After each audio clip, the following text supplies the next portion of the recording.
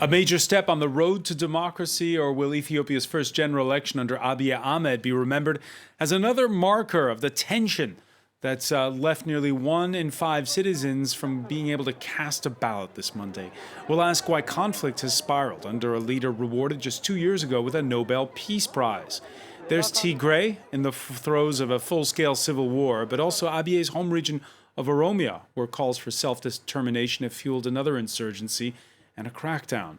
Supporters of Abiy argue it's 2 steps forward, 1 step backwards in an Ethiopia where liberal democracy needs time to take hold after a long legacy of strongman rule. Even though the current government's jailed dissidents and enlisted the help of Eritrea to crush the rebellion in Tigray, does it still have what it takes to heal and unite this Horn of Africa powerhouse? Today in the France 24 debate, we're wondering which way for Ethiopia. Joining us, Ethiopia's ambassador to France, Henok Teferishol. Thank you so much for being with us. Thank you for having me. Gérard Prunier, the author of Understanding Contemporary Ethiopia, Monarchy, Revolution, and the Legacy of Meles Zenawi. Welcome back. Good to see you. Thank you. From Addis Ababa, William Davison, senior analyst at think tank Crisis Group. Welcome back to the show. Thank you very much, although I'm currently in the United States. Oh, where are you? I'm in Fort Myers, Florida. Fort Myers, Florida. Okay, great. Thanks for being with us, William. And a long way from Addis. A long way from Addis, indeed. And from London, Awal Allo. You are definitely in London, Awal, right? Yes, I am. Yes. Okay, senior lecturer in international law at Kiel University. Welcome to the show, the France 24 debate, where you can join the conversation on Facebook and Twitter, #F24debate. The polls were due to have closed, although our correspondent says they were extended due to the long lines. It'll be several days before final results for the House of People's Representatives are known, the first major electoral test since Abiy Ahmed came to power and formed the ruling Prosperity Party. The civil war in Tigray, ethnic tensions elsewhere, the subtext as citizens in the capital came out to go to those polling stations. የሰላም ጊዜ ይሆናል ብለን እናስባለን። አሁን ከዚህ በኋላ ምርጫ ካለ መንግስት አለ። እስካሁን መንግስት የለም እየተባለ ነው አይደል? ስለዚህ ከዚህ በኋላ ደግሞ ያለውን እንደ እግዚአብሔር ፍቃድ ለአንድ ሀገር መንግስት ያስፈልጋል። በድምጻችን ከእግዚአብሔር ጋር እንግዲህ ሰላም እንሆናለን ብለን እናስባለን። ለሀገራችን ሰላም እንዲሆን ዋናው ትልቁ ነገር ሰላም ነው። ሰላም እንዲሆንልን እመኛለሁ። ሰላም ይሆናል ደግሞ ተስፋ አደርጋለሁ። እንግዲህ እስካሁን ድረስ ያለውን ነገር እንደምታውን ነው። እንደሚረጋጋ ነገር ይምረጡልን ብለን ነው። ሀገር እንዲረጋጋ ነው። በቃ Henok Teferishol, your reaction to those concerns of voters there coming out to cast their ballots? I think the voters have spoken very clearly with the long queues that we have seen. We were told there will be apathy by some, and we see long queues with voting hours extended from 6 to 9 p.m. We were told there will be chaos. We have very disciplined, organized people exercising for their first time their right to choose genuinely, their right to choose their own government. So this is a major step forward for Ethiopia. And we believe that on this basis, Ethiopia can go forward strongly and together. For the last 30 plus years, we've seen the seeds of division being sown across our country. Those seeds of divisions have to be healed. And it is together that we can heal them. And it is also together that we can bring this country to a higher level. So we've had elections in the past where the opposition's won seats, most notably 2005 comes to mind. What makes this vote different, though? I think what makes this different is that those institutions that are monitoring the vote, organizing the vote, are truly independent. And I think the National Electoral Commission has proven itself to be a truly independent body, not because it is headed by a former opposition leader only, but it acts and in the decisions it has taken. The courts have also shown their truly independent nature with decisions that go against the government that they've taken. So all in all, the environment in which we are in is truly one, the vote will reflect the will of the people. Gérard Prunier, you agree this is a different election from those in the past? Yes and no. Because I think what the electorate mostly says, the 3 person who spoke, peace, That's what we want, first of all. And right now, unfortunately, I'm not sure that the election will bring more peace. I mean, peace is not something like a cheese you can cut in various parts. But in fact, the country... But is the process itself different from before? Is this election different? Well, it has to do with the independence of the National Electoral Commission. I will not make any guesses about that. But right now, why do people go to vote? I think what they want is in the hope. The word democracy doesn't mean very much in Ethiopia for obvious reasons. There was never any. So how can people gauge something they've never known? So they hope. We go, we vote. This is what the Farange want us to do. Somehow something will come out. It's a kind of jumping into the unknown and hoping that the best turns out. But, it's clear that they're not voting for one party or another party. They're voting for peace. And will they get it? Alo, what do you make of the long lines we've seen in the capital? I think, first of all, the capital does not really reflect the situation in the country. The capital city and one particular region, the Amhara regional state, is known to have aligned with the ruling party and some opposition political parties that are also aligned with the ruling party who are running in this election. So Addis cannot be a proper barometer for what is going on in the country. But broadly speaking, I think the idea that this election somewhat mark a significant departure from the previous election is laughable, to be honest. What the government actually has been saying over the course of the last 5-6 months is not that these elections will be free, fair, and credible, but that they will be better than the previous elections. And these previous elections are elections where the ruling party won 100% of seats in 2015 and some 99.6% in 2010. And interestingly, some of the people who now claim that those institutions in the past were undemocratic and divisive, they were part of that system themselves. And it's amusing that we now have people who are criticizing the past while the current practices are exactly the same. But at the same time, we are going to do this election at a time when the divisions in the country are so deep, there's simply no basic consensus on the future direction of the country, and also broader, I think, worries in terms of events in Tigray. All right, let's hear one voice from the opposition, Awal. Some in the opposition are boycotting, others are taking part. And with the elections pushed back to September, and what is it, more than 100 of Ethiopia's 547 constituencies, the Ethiopian Citizens for Social Justice of Birhanu Nega made the choice to take part. There he is voting. Rather than having it in one day, it is much more important to make sure that the election can be credible. In places where there have been some security problems or election-related problems, including some places where the ballots were opened, they should not take place, and they should move it. And I think it would give the election board another 2-3 months to prepare better and have elections there. That is credible. Okay, so better late than never, he says. Awal Alo, there's an opposition leader taking part in the election. Absolutely. There are some opposition parties that are taking part in the election. And I think I made the point that these are opposition parties that are ideologically aligned with the ruling party and the prime minister.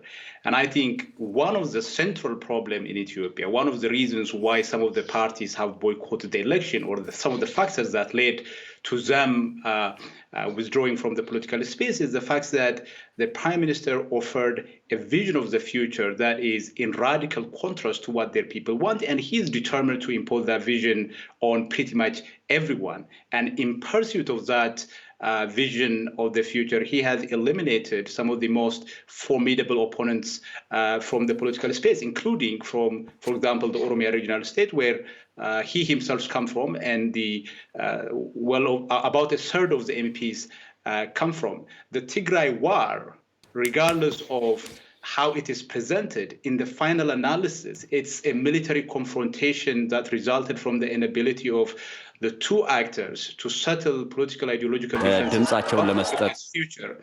So you do have these political parties who are participating, but for them, what really matters is whether their vision of the future has a better chance rather than whether the entire country gets a democratic vote. William Davison, for you, what's the significance of this election day in Ethiopia? I think we have to look at this election in terms of what has come in advance of it, and then what's actually occurring today. And what I mean by that is that one of the significant elements here is that a number of opposition actors have found themselves excluded. Those opposition parties in Oromia, they complain they suffered repression by the government, the arrest of leaders and activists that made competing impossible. Therefore, they are sitting out the election. And in their place, we see something of an increase in an armed insurgency in Oromia, which has led to these the vote not taking place as scheduled. So we have these elements of the political situation where opposition actors have been excluded. We see an increase in armed opposition activity and confrontation with the government. And that has to be seen as an important characteristic of this election. And I think the question there is, this election is very unlikely to do anything to resolve the political divisions that are driving the violence, whether in Tigray or Oromia elsewhere. But there is a possibility the election could exacerbate the violence. So we have to see what comes of that. Of course, the other element is that, as Awal says, there are a number of opposition parties who are still competing. Many of them have the character of being against ethno-nationalist politics, generally maybe against Ethiopia's ethnic federal system. Now, they are competing in the election, and we see some areas, some locations, such as Addis Ababa, the capital itself, where we will see a competitive election. And there we will be able to gauge the level of support for the Prime Minister's ruling party against competing opposition parties. So really, there are two sides to this election. One side with what happens with those actors who have been excluded from the process, and then we have a sort of remaining competitive process, which will also be important, as I said. William, can you just explain for our viewers, because when Abiy Ahmed burst onto the scene in 2018 internationally, first ever leader of Ethiopia to hail from Oromia, we thought, it's going to be a native son who's there. So why are there problems still in that region? When we talk about the excluded actors and ethno-nationalism and these divisions, we have to refer back to the protests that brought Abiy to power, which were primarily centered in Oromia. Now, some of those demands were of an ethno-nationalist character from the protest movement. They wanted to see genuine autonomy for Oromia region within the federation. They wanted a fair share, as they saw it, of power at the federal level for Oromia and the Oromo people. Other more specific demands relating to language and the contested capital, Addis Ababa. These were the promises or the demands of the protest movement. Now, when the Prime Minister took power, he undoubtedly had a difficult job at balancing all of the competing interests in Ethiopia. What we have seen as the transition unfolded since 2018 is a failure to peacefully manage all of those demands and the lapse into violent politics, whether in Tigray, Oromia, or elsewhere.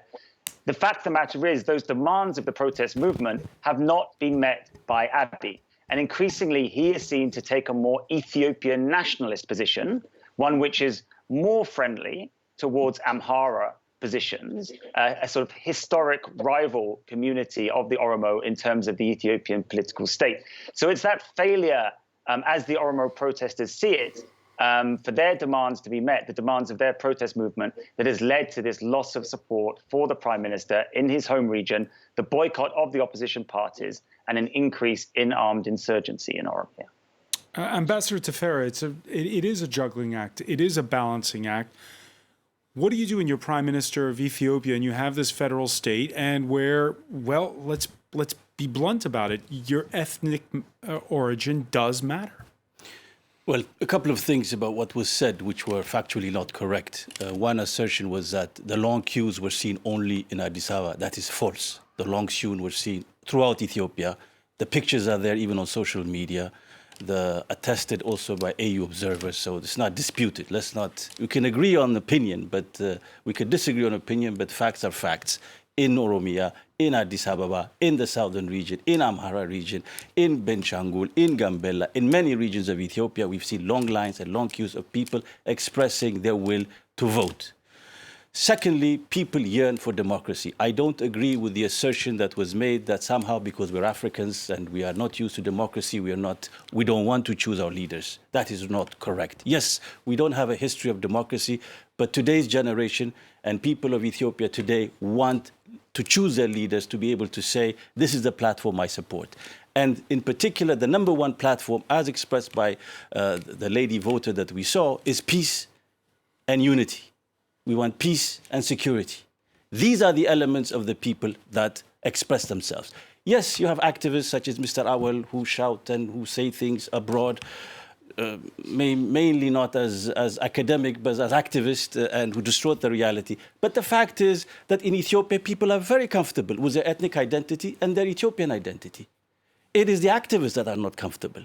So in Ethiopia, you don't have civil strife. You don't have communities fighting each other. What you have is activists instigating political actors as well who try to have fights or disagreements between people, between communities. But that has not taken hold. And the country is together because our unity is based on concrete things. We share the same blood. We share the same culture. We share the same religion. We share the same social fabric. Therefore, over the last 3 years, and I would say even over the last 3 decades, what we've seen is trying to oppose people on the basis of identity. And what the Prime Minister and the party in power is trying to say, no, you can actually accommodate the two and live together in peace. The people of Ethiopia accept it, and you see it today in the amount of people coming out to vote throughout the country, long queues, very disciplined.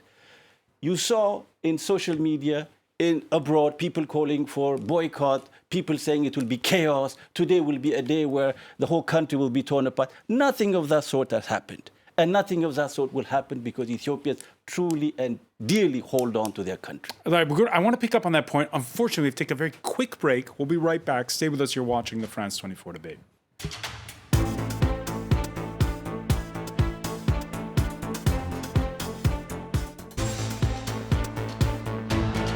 Welcome back, or welcome if you're just joining us. It's the France 24 debate, and we are looking at Ethiopia's first elections, general elections, since Abiy Ahmed came to power in 2018. We're in the company of Ethiopia's ambassador to France, Henok Teferishol. Welcome back as well to Gérard Prunier, author of Understanding Contemporary Ethiopia, Monarchy, Revolution, and the Legacy of Meles Zenawi. From Addis Ababa, from Fort Myers, Florida. There you go. William Davison, a senior analyst at the think tank Crisis Group, and from London, Awal Allo, senior lecturer in international law at Kiel University. We were talking about Abiy when he comes to power in 2018. He is branded a reformer. He frees political prisoners. Among them was Merera Gudina, the leader of the Oromo Federalist Congress. He's expressed disillusion, he says, over the way the campaign and the build-up to this vote has gone. The government started to close our offices across Oromia. For example, a year back, we had 206 offices in Oromia, across Oromia, and including this office. Now we have only got 3. This office, one in Arsi and the other in Ambo. 3 offices, but the rest closed, directly, indirectly. So, Ambassador, why the shutting down of those electoral offices? And that is a claim being made by him. If indeed such things have happened, there is a thing called a judiciary, whereby you plead your case, like in this country, and then on that basis, if indeed the closure was done on the basis that was not legal, then they will be reopened, if indeed that has happened. What we know is that, and what we've personally seen is that the National Electoral Board has gone to a great extent to accommodate any and all of the grievances of the opposition parties. Well, they're letting one opposition leader, Iskandar Nega, run, but he's doing so from jail. Well, the fact that the courts decided that he can run is a testimony of their independence. You're actually comforting my point. Secondly, whatever cases are pending in front of an Ethiopian court, just like you in France, I would not go into individual cases. That would be undermining the process itself, and it would be wrong. What the government has done is to make sure that there's a system in place of competent, independent judges that look at cases on the basis of their merit. So that is what has been done. And secondly, what I would like also to correct before we go along to other issues is that this assertion that somehow there's a civil war in Tigray. There is no civil war in Tigray. That is a repeated statement that we hear. There is an element or elements of the TPLF that are active in two localities in Tigray. They are completely routed and defeated in all parts of Tigray. So why is there no vote today there? Because we are now in the process of rehabilitating them, because there was a conflict imposed on us by the TPLF, which launched attacks against federal military bases in Tigray, which they acknowledged themselves, including on local TV on the 13th of November. And on that basis, we were forced into a situation where we had to dislodge them. And today we are focused and concentrated on providing humanitarian relief, humanitarian assistance. To this day, we have provided 164,000 metric tons of food to over 4.3 million people in Tigray, in many rounds, in 3 rounds actually. That is not reported upon.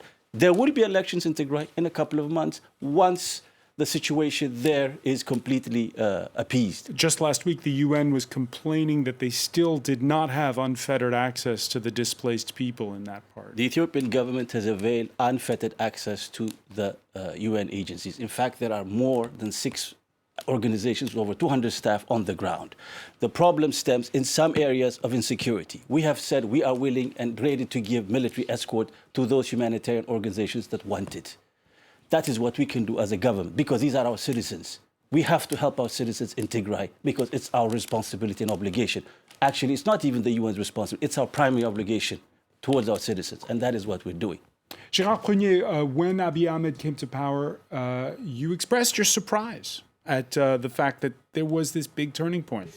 After the Meles years, there was this interregnum, you might say, and then there was this change. Your thoughts on the way it's going now? Well, anybody can be wrong, and I was wrong at the time. The gentleman has a project for Ethiopia, and his project is to recreate basically a centralized empire. After we had the ethnic federalism period after 1991, I mean, the whole thing is a revolution that is not finished, basically. We're facing the consequences of what happened in 1974 when the empire was overthrown. And it's been half a century. It's not finished. It's still going on now. I'm sorry, I have to disagree with Ambassador, but what is happening in Tigray is obviously a civil war. And actually, it's not working out very well for the government forces, which are now in a process of being hit back stronger than they expected, including the Eritrean ally. And by the way, when Merera Gudina was talking about his voting position in Ambo, it was attacked a few hours ago. There are several people killed. The voting place was attacked by the OLF. Which is the separatist movement there. Yes, which is an Oromo movement, which is the mistake. Which Mr. Owl supports. The mistake, I think, and I share that mistake, was to believe that because you belong to a certain ethnic group, every members of that ethnic group walk behind you. But yet there are over 30 million Oromos. So, Mr. Abiy does not represent 30 million Oromos. Actually, he was never elected by anybody. He was picked by a very complex process, basically by the Americans, and basically by Ambassador Yamamoto, and basically because of the Pentecostal connection, which is a most fantastic situation, because we're not expecting this, in 21st century politics, but this was the reality. And and I was also carried by a lot of people were enthusiastic because we knew that the revolution wasn't finished, and we knew that it was, we needed some kind of thermidor, to use the French expression. it was not the case. It's still going on. So these hopes were ill-founded. I have to disagree with Gérard Pougnier very fundamentally. It's a very European-centric view to state that Africans cannot choose their leaders. It has to be chosen from someone abroad. I think we Ethiopians have proven throughout our history that we are not that way. The change within the ruling party came because of the protests, the youth, in particular in Oromia and in Amhara region, but also throughout the country. That change brought a reformist leadership. That reformist leadership had an agenda, which is to liberalize both the country's politics and economy. And that is what it carried out. Despite all the obstacles, despite all the extremes, pulling it from one side and the other, despite all the international undue pressure in some instances. But it is carrying on with the reform process, and the elections mark a turning point in that, as he said, there has never been in Ethiopia a genuinely, truly elected leader in our history. If it is him, he will be the one. So that will be a real marking point, whether those extremes like it or not. But it would have been the choice of Ethiopians all the way through. All right, let's listen to the man himself. Ethiopia's prime minister staging his one and only campaign rally in Jimma. That's the largest city of his home region of Oromia.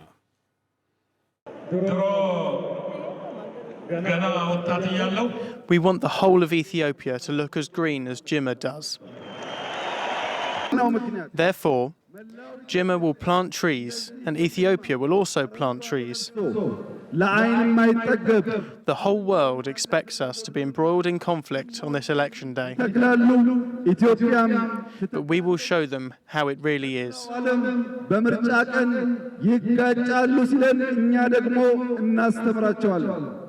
William Davis, your reaction listening to that speech from a few weeks ago, from last week, excuse me. I mean, I think the issue is with this election is that, as the ambassador is describing, people from the government perspective, they have their agenda here. They are not concerned about the exclusion of these opposition actors. They see them as illegitimate. They see them as in a struggle against both external pressure and internal enemies. The issue is that really this is exacerbating the political divisions and the polarization that we have in Ethiopia. That's, of course, not to say that there isn't some incremental democratic progress. It could be the independence of the electoral board. There could be progress elsewhere in terms of the participation of some opposition parties getting representation in parliament or the economic modernization agenda. The concerns that we have at Crisis Group is that the exclusion of entire regions, and there is no way that there are lines throughout Ethiopia because there is no voting in at least 3 regions in Ethiopia. But the concern is that those problems there just mean that the political divisions that exist that have led to people not participating in the election, that are leading to this increasing violence we're seeing in Tigray, Oromia, Benishangul Gumuz region, and elsewhere, that this election, although there may be some benefits to it, especially for the people participating in it, but it will exacerbate those existing divisions. This is why we want to see a process, and everyone who has Ethiopia's interests at heart wants to see some sincere attempt at political reconciliation in Ethiopia. It is no good just to say that there is no civil war in Tigray. We are just in the business of reconstructing it. There's not only no vote in Tigray, there is a conflict going on. The UN humanitarian coordinator says that around 1 million Tigrayans are living in areas where the so-called Tigray Defense Forces are operating. So it's these government narratives that the problems do not exist in Ethiopia, which are part of the problem. We understand the agenda that the government has, but until they start to acknowledge the reality of the country and these very serious divisions, then their action is likely to exacerbate the problems and make the violence and the instability worse. Well, Alo, there's no silver bullet. So how do you head on the road to reconciliation? Can I respond to some of the claims that are made by the ambassador sitting there? I have not said anything about the ambassador personally. It's not clear to me why he chose to attack me, calling me an activist, not an academic. Can I just say that the Ethiopian state has been lying coldly about the events in Tigray? They denied that Eritrea entered Ethiopia. They suggested that Eritrea will be withdrawing, and then Eritrea did not withdraw. They accepted that Eritrea was indeed involved in the war. The prime minister told the Ethiopian public that the war is over and no civilian was killed, a logically implausible claim.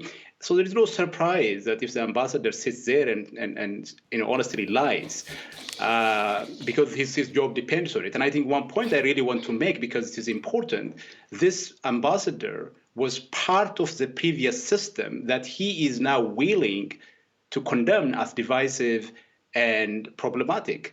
Why didn't he do so when he served that system willingly? And I think a lot of the people who are now defending this system as somewhat different and offers a radical alternative to the future are the same people who were very much active in that system, including the prime minister.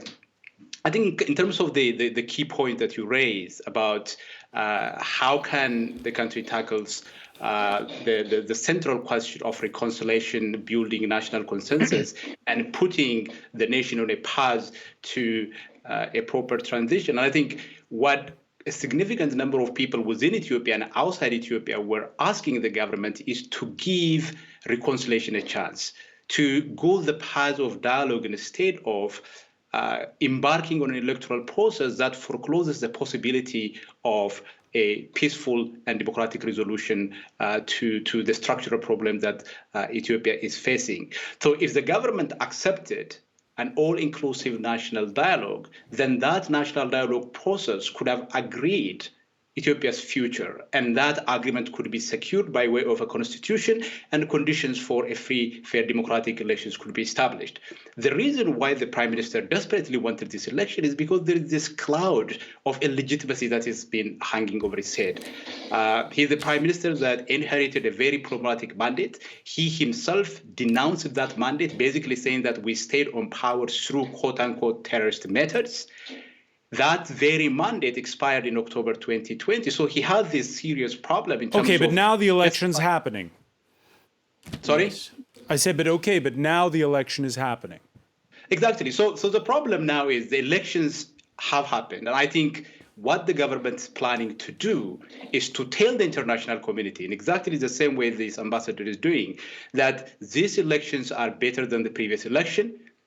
Parliament would have some opposition, and this opposition, who are aligned ideologically with the government, would be allowed to engage in some debate. So they would say, this parliament is better than the previous parliament, and therefore the international community must give a chance to this government. And I think most likely they will impose a new constitutional settlement on the country that excludes the various stakeholders that are included from this election. I think going down that path would hasten the breakup of the Ethiopian state, and the best way, I think, for the opposition, for the government, all stakeholders in this country, is to give a chance in dialogue process that will agree Ethiopia's future. And that future should not be left to the decision of the ruling party and these ideologically aligned entities, but the Ethiopian people must have a say in what kind of country, what kind of society we will have going forward.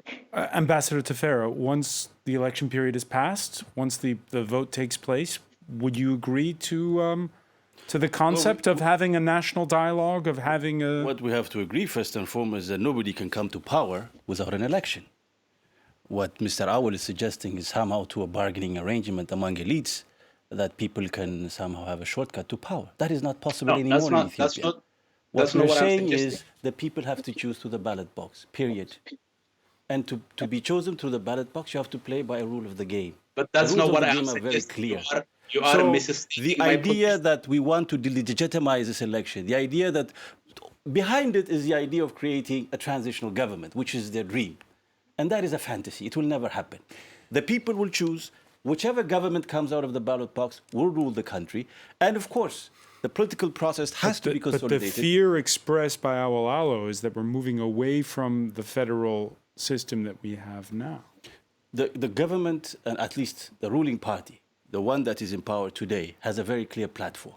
It says that it is for the multinational federation.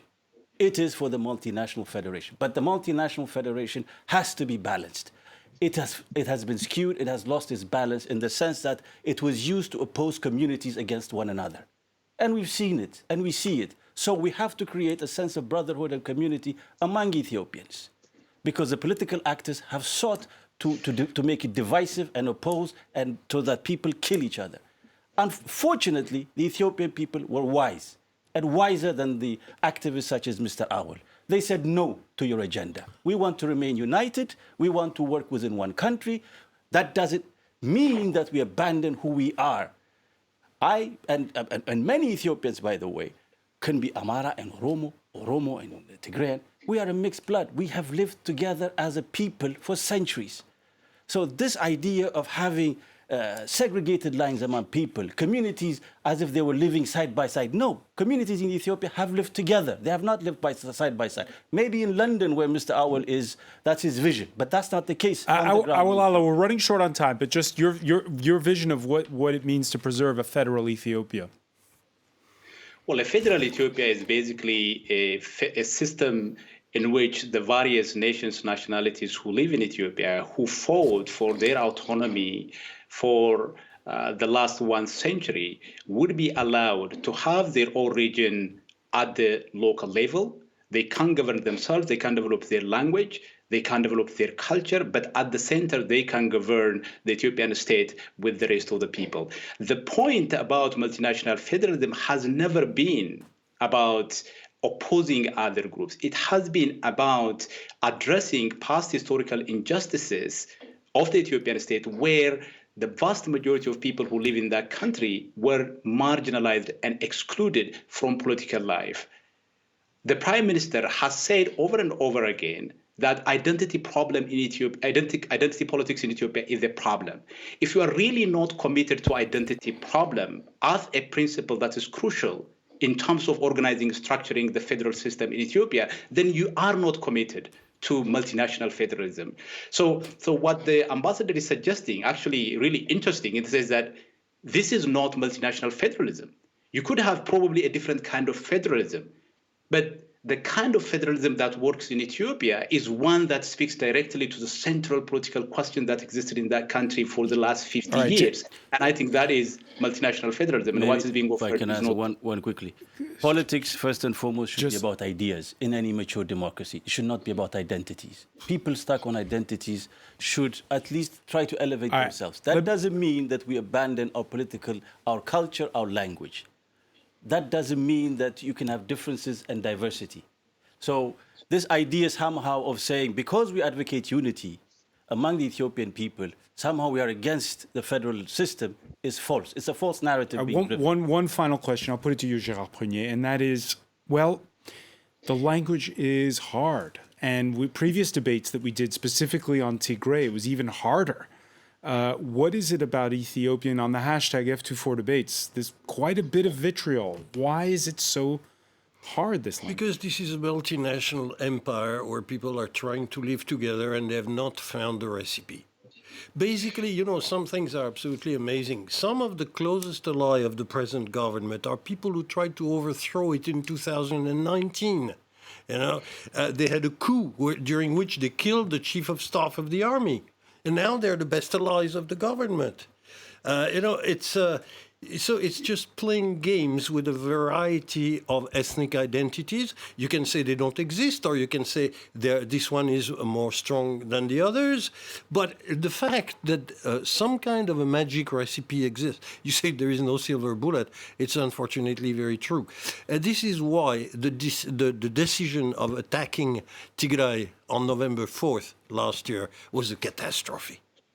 Because, anything but. It was not an attack, it was self-defense. No. It was not self-defense. No. And I'm not even sure that the attack against the Northern Command ever existed at all. But they said it themselves. Oh, yes, of course. If the government says it, then it's true. No, the TPLF leadership said it themselves. Okay, Mr. fine. Sekou Touré Getachew went on local Tigrayan TV to say it and, on 13 November. Good. And then I think and so another leader confirmed it. It was unfortunate, Why is that but it had to be done. Okay? So the result now is we have not one civil war, we have 3 or 4. Because the Oromos who just attacked the Ambo voting sites are not Tigrayans. What is happening in Bani Shangul is not either the Tigrayans. But it's not the same proportion. With all due respect, when the TPLF, armed with 250,000 fighters, as they claimed, attack and seize 80% of the heavy military equipment of the Ethiopian army, we're not at the same level. All right. So We'll have to seize what they already had. Disagreement on that, but I want to thank all of you for an informative conversation. I want to thank Ambassador Henok Tefera Shaw, Gérard Prunier, William Davison in Fort Myers, Florida, and Awal Allo in London. Thank you for joining us here in the France 24 debate.